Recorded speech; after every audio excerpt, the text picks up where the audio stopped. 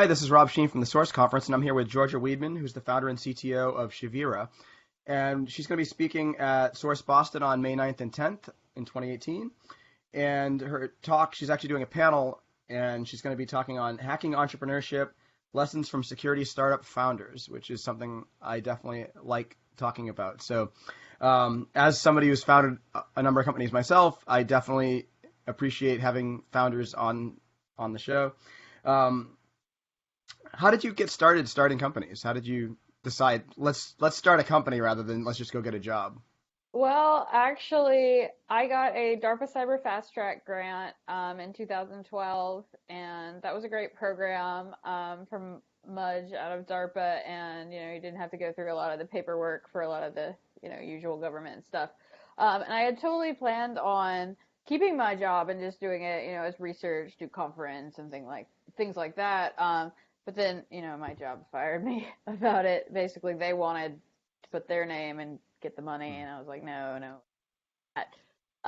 So I kind of was forced out of the nest, if you will. And then I did, consulting because I had been a penetration tester as a job, and I did training and generally anything that didn't involve like touching insects to make money, as one does. And, after doing that for a little bit, had done the DARPA work and had continued to do research and I wanted to productize it. It was a good hacker tool, but wanted to, make it into, productized stuff that enterprises would buy. So I came to the Mach 37 accelerator in Northern Virginia, and, they were specialized in taking, really technical people like me that maybe didn't have the best business sense ever and, helping them along that route. So going from, the little consulting business to, the product business. So still constantly learning, but, it's always just been like, well, I think I'll go do this today. Not really some master plan. Right. So that shift from, so you did have some jobs before Yeah. you worked at a startup. So what was that initial, I mean, it sounds like you kind of got a nudge instead of, having it be, a complete leap of faith. But what was that kind of transition like going from having a job to suddenly now you're on your own doing your own thing? Well, it was really stressful. I actually naturally, I mean, people think that it's a lot easier to work for yourself, but I work much, much harder. When I had a job, it was like, okay, get your work done. I played a lot of Halo. Now I, don't even know where my game consoles are. So, I mean, and on top of that, it was things that, I never had to think about, like, what are these, like, weird tax documents for LLCs and now for, C corps in Delaware and, getting registration paper. I'm always getting nasty grams from like the state of Virginia being like, you didn't pay this. And it's like, well, I didn't know I had to. So yeah, so it's a lot of different stuff that as a technical person, I didn't really know anything about. So I've had to learn, a lot of different things. Mm. So, so along those lines, like, have you found it, now that you've kind of made that transition, I noticed you've basically in C-level positions now for the last couple things. You've been a CEO, a CTO. I mean, would you ever go back to a job at this point? Absolutely, I would. I actually have done just very recently in the last few months have, it's been a real coup for my company, gotten some really big, like non-reoccurring revenue, like research projects for my product, they wanting additional features and, having to really dig in back into the research, which was, how I got started. That's how I, fell in love with InfoSec. So, and it was really hard because it's like while I've, continued to develop my technical skills, it's just I've been doing all these other things as well. And I was like, man, I really miss like research and, speaking at conferences all the time because I do that a lot less now. And, a lot of the things that, I really like better, say, than going to meetings with venture capitalists, kind of get pushed out. So, I mean, I'm definitely 100%, Shavir is what I'm doing right now. But, after exit or, when that comes to its fruition, I could totally see myself, either, the people who acquire us or, what have you being, in a research position and, doing conference talks on research and more, the PR thing. So yeah, I could definitely see doing again, as well as, I still do pen testing on the side, keep the bills paid because products are expensive. So, I mean, I could definitely see doing that again. I miss it. All right, cool. Um, what advice would you give to someone who is considering starting their own company? Abandon all hope?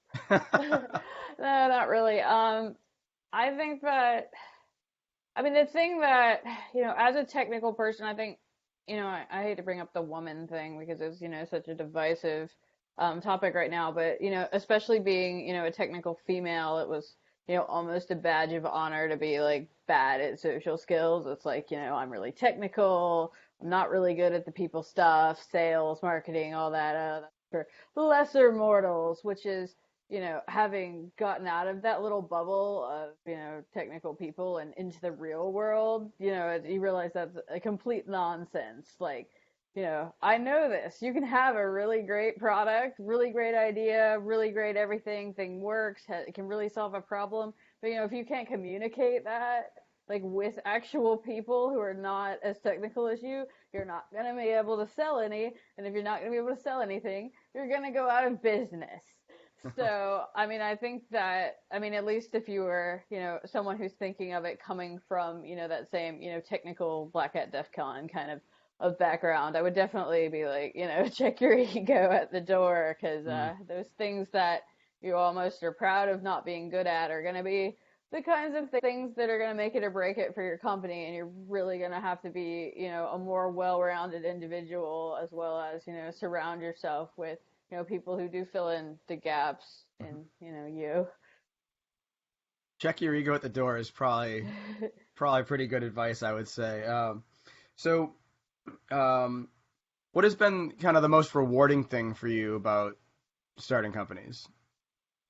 Well, what's been really rewarding is just, seeing, my dreams and ideas like, come to fruition. It's like I still, when I look at my product when we're doing a demo or something, I still kind of like surprises like all this out of some idea I had one day. So, I mean, that's really exciting, as well as, being able to really make an impact, in the industry, to go from, 'cause again, I kind of came from, very hardcore research conference, that was my tribe, if you will, and it was, other pen testers were using my stuff, but, it wasn't necessarily being used, to help an enterprise or to save the world, if you will, and, now having that opportunity where, big enterprises are, using my stuff to make, their enterprises more secure. I mean, that's mind blowing to me that I've been able to have that sort of impact.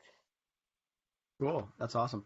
Um, yeah, that's definitely a theme I've seen with other people I know that start companies is that idea that you can kind of manifest something from nothing just by, oh, I have this idea, and then you snap your fingers and well, and then a lot of work. Yeah, and But a then lot of work. but then you basically build the team and you build the whole mechanisms around it to make it come to market and all that stuff, and then you have this thing that's out in the world that's having an influence, and it's pretty cool. So awesome. So I can't wait to continue this conversation at Source. I love you can pick my brain on startup stuff all day long, and I'll never get bored of it. So love to keep talking to you about this. So again, Source Boston is on May 9th and 10th. And if you'd like to continue the conversation on hacking entrepreneurship with Georgia, she'll be at Boston for the event, and along with a few other panelists as well, speaking on the same topic. So it's going to be awesome. Yes, thank you for having me on today. And yeah, I'm definitely looking forward. This will be my first Source conference. Great. Glad to have you. Thanks. I'll see you soon.